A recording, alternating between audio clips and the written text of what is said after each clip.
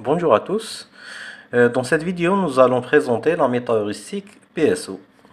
Avant de commencer, je vous recommande de regarder la vidéo de l'introduction à l'optimisation et la vidéo de l'introduction à l'optimisation par méta-heuristique.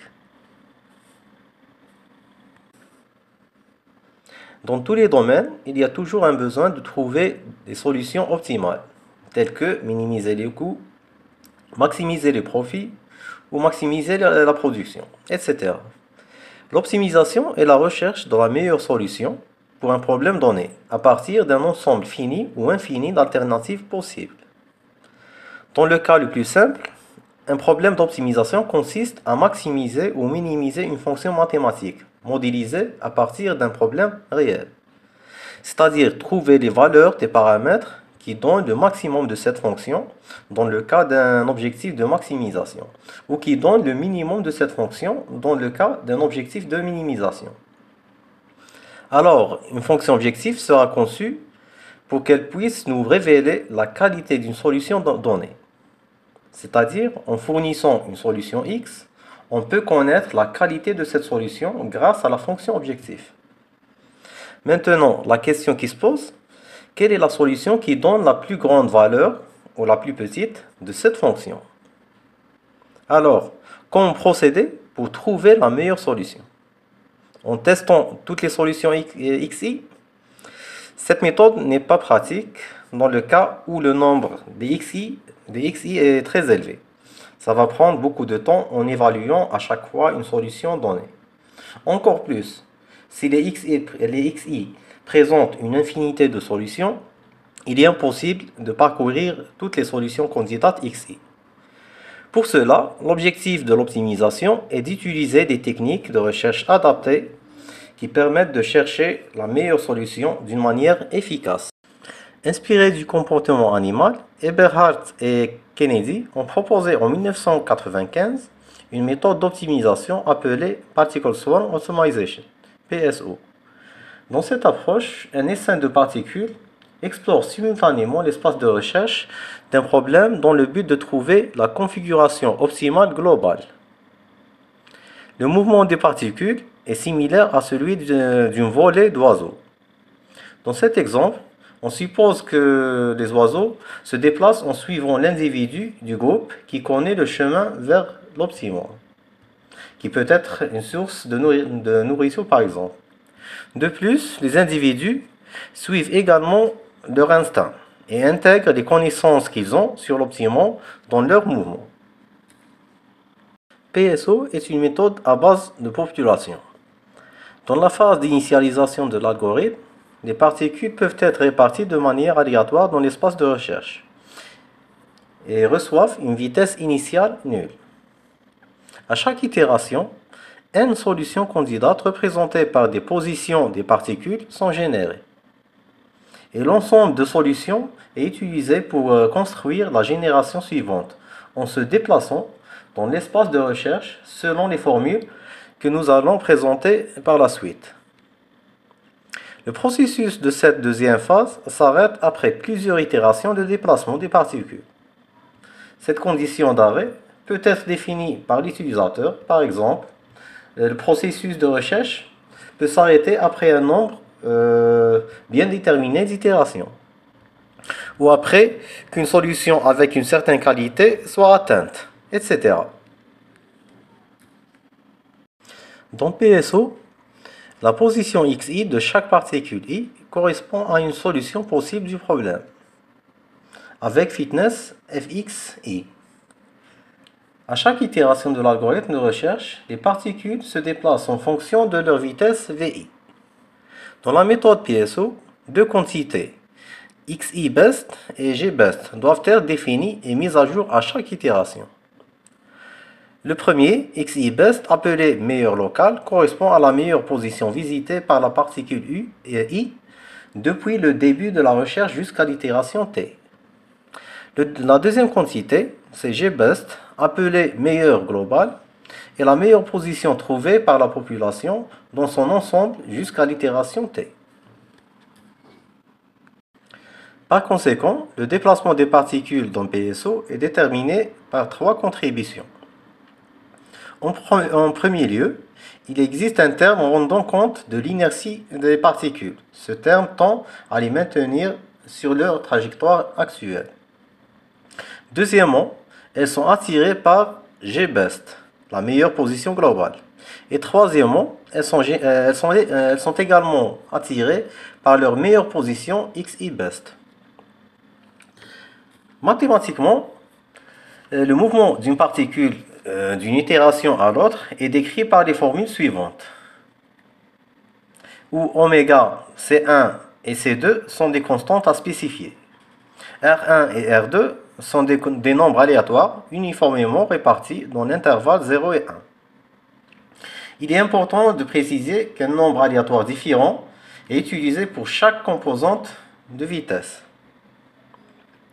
Le paramètre oméga est le poids de la constante d'inertie, dont la valeur est en général choisie légèrement inférieure à 1. Le paramètre C1 est appelé coefficient cognitif, car il reflète la propre perception de l'individu, et C2 est appelé coefficient social, car il prend en compte le comportement du groupe. Par exemple, C1 égale C2 peut être prise.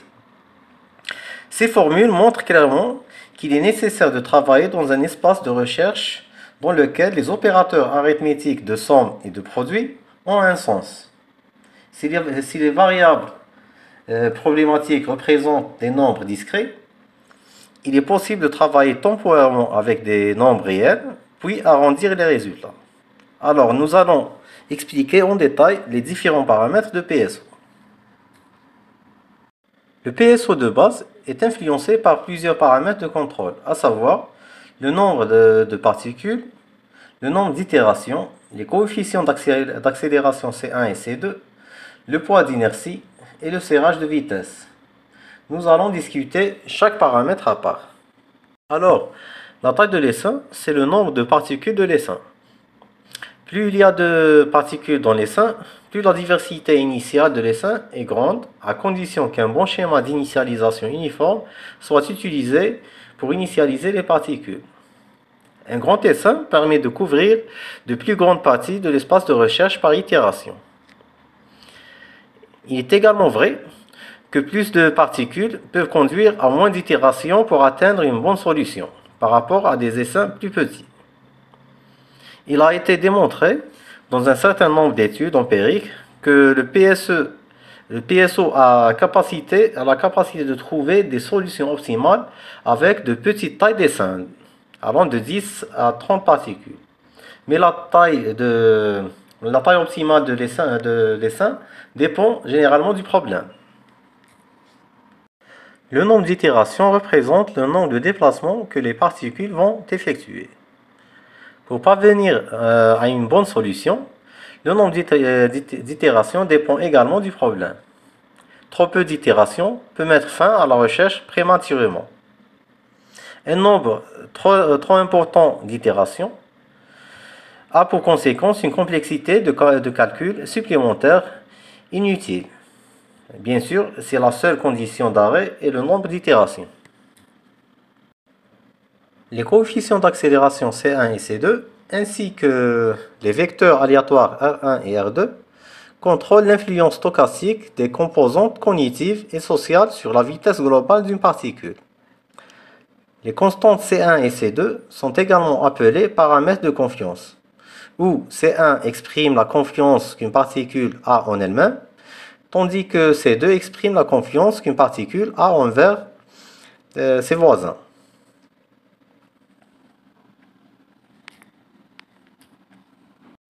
Avec C1 égale C2 égale 0, les particules continuent de voler à leur vitesse actuelle, jusqu'à ce qu'elles atteignent une limite de l'espace de recherche, en supposant qu'il n'y a pas d'inertie. Si C1 est supérieur à 0 et C2 égale à 0, toutes les particules sont considérées comme grimpeurs indépendants. Chaque particule trouve la meilleure position dans son voisinage en remplaçant la meilleure position actuelle si la nouvelle position est meilleure. Alors les particules effectuent une recherche locale. En revanche, si C2 est supérieur à 0 et C1 est égal à 0, Tout l'essaim est attiré vers un seul point, qui est le G-best. L'essaim se transforme en un grimpeur stochastique. Les particules tirent leur force de leur nature coopérative et sont plus efficaces lorsque la nostalgie C1 et l'envie C2 coexistent dans un bon équilibre, c'est-à-dire C1 égale C2. Si C1 égale C2, les particules sont attirées vers la moyenne, c'est-à-dire le meilleur local et le meilleur global. Alors que la plupart des applications utilisent C1 égale C2, le rapport entre ces constantes dépend du problème. Si C1 est très grand par rapport à C2, chaque particule est beaucoup plus attirée par sa meilleure position personnelle, ce qui entraîne une errance excessive. D'un autre côté, si C2 est très grand par rapport à C1, les particules sont plus fortement attirées vers la meilleure position globale, provoquant une précipitation prématurée des particules vers les optimums. Pour les problèmes multimodaux, avec un espace de recherche fluide, une composante sociale plus importante sera efficace. Tandis que les espaces de recherche multimodaux, bruit, peuvent trouver une composante cognitive plus importante, plus avantageuse. Des valeurs faibles pour C1 et C2 donnent des trajectoires de particules lisses, permettant aux particules de s'éloigner des bonnes régions à explorer avant d'être ramenées vers les bonnes régions. Des valeurs élevées provoquent plus d'accélération avec un mouvement brusque vers ou au-delà de bonnes régions. Habituellement, C1 et C2 sont statiques, leurs valeurs optimisées étant trouvées empiriquement. Une mauvaise initialisation de C1 et C2 peut entraîner un comportement divergent. Le poids d'inertie a été introduit comme mécanisme pour contrôler la capacité d'exploration et d'exploitation de l'essaim, et comme mécanisme pour éliminer le besoin de serrage de vitesse. Le poids d'inertie a réussi à atteindre le premier objectif, mais n'a pas pu éliminer complètement le besoin de serrage de vitesse. Le poids d'inertie oméga contrôle la quantité de mouvement de la particule en pesant la contribution de la vitesse précédente, c'est-à-dire en contrôlant essentiellement la capacité de la direction de vol précédente à influencer la nouvelle vitesse. La valeur de oméga est extrêmement importante pour assurer un comportement convergent et pour un compromis optimal entre l'exploration et l'exploitation. Pour un oméga très proche de 1, les vitesses augmentent avec le temps, accélérant vers la vitesse maximale en supposant qu'un blocage de la vitesse est utilisé, et les seins divergent. Les particules ne parviennent pas à changer de direction pour revenir à des zones prometteuses. Pour un oméga inférieur à 1, les particules décélèrent jusqu'à ce que leur vitesse atteigne 0, selon les valeurs des coefficients d'accélération. Des valeurs élevées pour oméga facilitent l'exploration avec une diversité accrue. Un petit oméga favorise l'exploitation locale. Cependant, des valeurs trop petites éliminent la capacité d'exploration de l'essaim. Peu de quantité de mouvement est alors conservée du pas de l'itération précédente, ce qui permet des changements de direction rapides. Plus oméga est petit, plus les composants cognitifs et sociaux contrôlent les mises à jour de position. La valeur optimale du poids d'inertie dépend du problème. Les implémentations initiales du poids d'inertie utilisaient une valeur statique pour toute la durée de recherche, pour toutes les particules, pour chaque dimension. Les implémentations ultérieures ont utilisé des valeurs d'inertie qui changent dynamiquement. Ces approches commencent généralement par de grandes valeurs d'inertie qui diminuent avec le temps pour atteindre des valeurs plus petites. Pour faire cela, les particules sont autorisées à explorer dans les étapes de recherche initiale, tout en favorisant l'exploitation à mesure que le temps augmente. À ce stade, il est crucial de mentionner la relation importante entre les valeurs de oméga et les constantes d'accélération. Le paramètre suivant, c'est le serrage de la vitesse. Les mises à jour de la vitesse se composent de trois termes qui contribuent à la taille du pas des particules. Dans les premières applications du PSE de base, il a été constaté que la vitesse explose rapidement à des valeurs élevées, en particulier pour les particules éloignées des meilleures positions du voisinage et des meilleures positions personnelles. Par conséquent, les particules ont de grandes mises à jour de position, ce qui fait que les particules quittent les limites de l'espace de recherche, c'est-à-dire les particules divergent. Pour contrôler l'exploration globale des particules, les vitesses doivent être limitées pour rester inférieures à certaines limites, soit Vmax j, la vitesse maximale autorisée dans la dimension j. La vitesse des particules est ensuite ajustée avant la mise à jour de la position. Si la vitesse d'une particule dépasse une vitesse maximale spécifiée, la vitesse de la particule est définie sur la vitesse maximale. La valeur de Vmax est très importante, car elle contrôle la granularité de la recherche en fixant des vitesses croissantes. Des valeurs élevées de Vmax facilitent l'exploration globale, tandis que des valeurs plus petites encouragent l'exploitation locale. Si Vmax est trop petite, l'essaim peut ne pas explorer suffisamment au-delà des régions localement bonnes.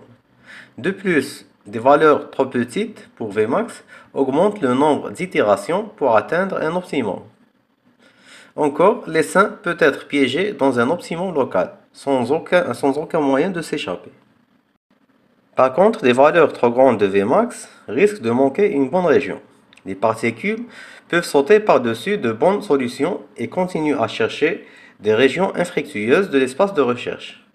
Bien que les valeurs élevées présentent l'inconvénient que les particules peuvent sauter au-dessus des optimums, les particules se déplacent plus rapidement. Reste le problème de trouver une bonne valeur pour chaque Vmax j. Afin d'équilibrer, premièrement, aller trop vite ou lentement, et deuxièmement, explorer ou exploiter.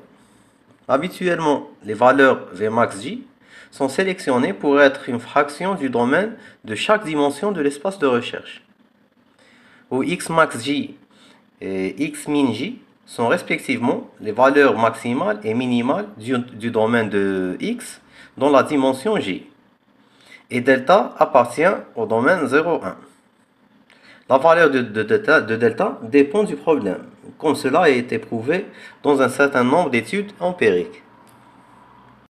Si joint à cette vidéo, vous trouverez un code source PSO, dans lequel 100 particules explorent pour 1000 itérations un espace de recherche représenté par une fonction objective appelée sphère, de 10 variables, où chaque variable est bornée entre -10 et 10. L'objectif est de chercher la solution qui minimise la fonction objectif. Pour la fonction sphère, nous savons d'avance que la meilleure solution est représentée par le vecteur S étoile avec des valeurs 0, dont le coût est f de S étoile qui est égal à 0. Cette figure montre l'évolution du coût de la meilleure solution trouvée par les particules à chaque itération de l'algorithme PSO. À la fin de la dernière itération, la meilleure solution trouvée par PSO est représentée par le vecteur suivant, dont le coût est de 2,79 fois 10 à la puissance moins 275. Nous remarquons que la précision de la solution trouvée par PSO est égale à la différence entre le coût de la solution trouvée par PSO et le coût de la solution réelle.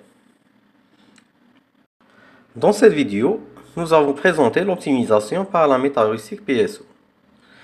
Les codes sources en MATLAB de l'exemple étudié sont mis sur les liens ci-dessous. Merci.